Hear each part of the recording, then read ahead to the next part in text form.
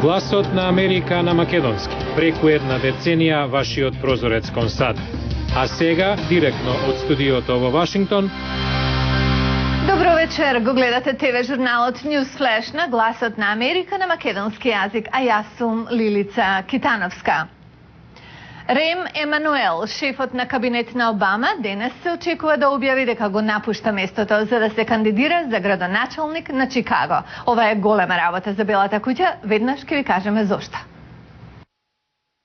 Американскиот председател Барак Обама во секој момент сега се очекува да ја соопшти одлуката на шефот на неговиот кабинет да поднесе оставка на функцијата. Извори блиски до Рем Емануел велат дека тој се заминува од местото заради плановите да се кандидира за градоначалник на Чикаго, трет најголем град во САД. Емануел е одговорен за надзор на извршната канцеларија на председателот Обама и е еден од неговите најблиски соработници. Работните задачи вклучуваат и селекција на тоа кој има пристап до првиот човек на САД и преговарања со членовите на Конгресот за примена на председателската агенда.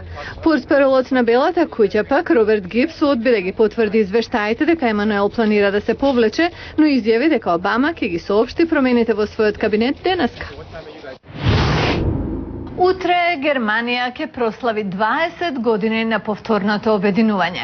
И можеби никаде во Германија ефектите од железната завеса не се толку разбрани како во малечко село што се вика Медларут. Со само 50 жители, ова место по Втората светска војна било поделено по средината и поделено останало 4 децении. Денеска е споменик на поделбата на Германија. Оттаму е нашиот следен извештај. Ова може да биде било кое германско село, но за Медларут историјата избра поинаков пат. Кога Германија беше поделена на крајот на Втората светска војна, поделбата мина точно низ ова село со 50 жители. Прво дојде оградата, потоа и ѕидот, одвојувајќи го запад од исток, брат од брат, цели 4 децении. Сега повеќе од 60.000 посетители секоја година доаѓаат да го видат овој музеј на отворено. Веднаш по пагањето на Берлинскиот зид, но пред официјалното обединување на Германија, локалниот градоначалник и западно-германски режисер ги убедија жителите да ја зачуваат поделбата како сведок на германската историја. Документи и артефакти во музеот ја надополнуваат сликата. Директорот на музеот Роберт Лаберген вели дека реунификацијата на Германија пред 20 години била голем предизвик. Нешто што никогаш дотогаш не било направено, зашто двата система биле тотално спротивни, од политички, социолошки и економски аспект. Се уште има многу прашања кои се поставуваат. Дали Западот бил прифатен премногу лесно за сметка на Истокот? Невработеноста во источниот дел е многу поголема отколку на Запад, а некои од Запад се жалат дека на нив паднало да ја платат сметката за повторното обединување. Денеска повеќето во Германија веруваат дека процесот на реунификација е главно завршен и од тие време германците да престанат да мислат за земјата во термините Исток и Запад. Ова село, порано познато како Мал Берлин, јасно покажува колку поделена биле Германија во едно време и колку понапреднала од тогаш.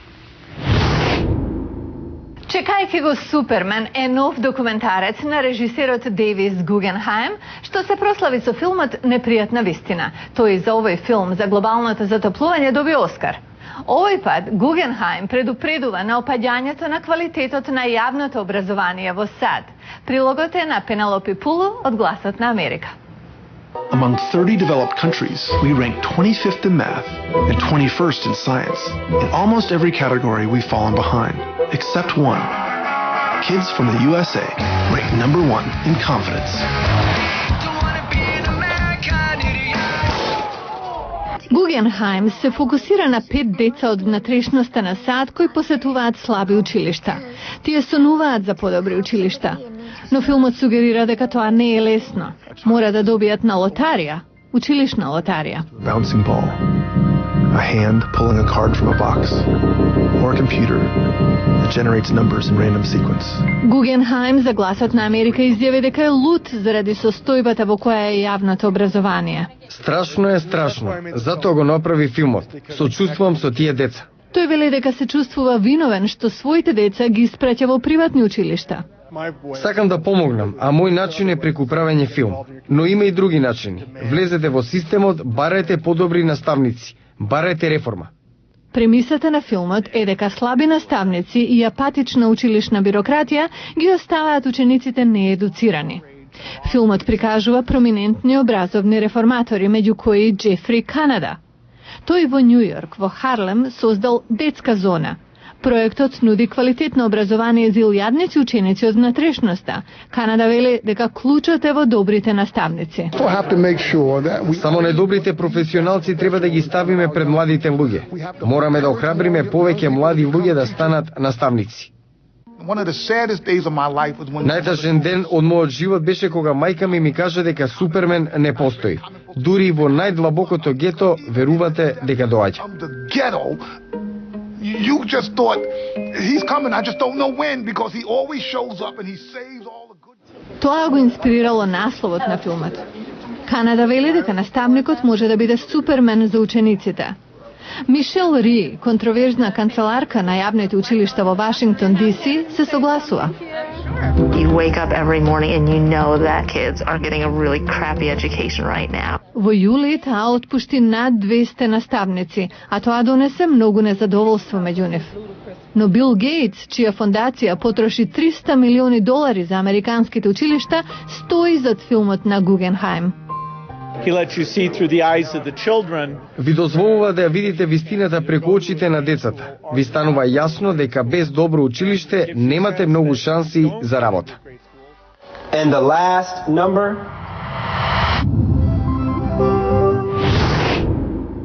Што треба за да се направи играчка за деца? Како и во работилницата на Дедо Мраз на северниот пол, главната состојка е имагинација. Во понеделник ве носиме во реалниот свет на изработувачите на играчки. Во понеделник во Newsflash, каде е работилницата на Дедо Мраз? Вистината за играчките ќе ви откриеме во понеделник во Newsflash.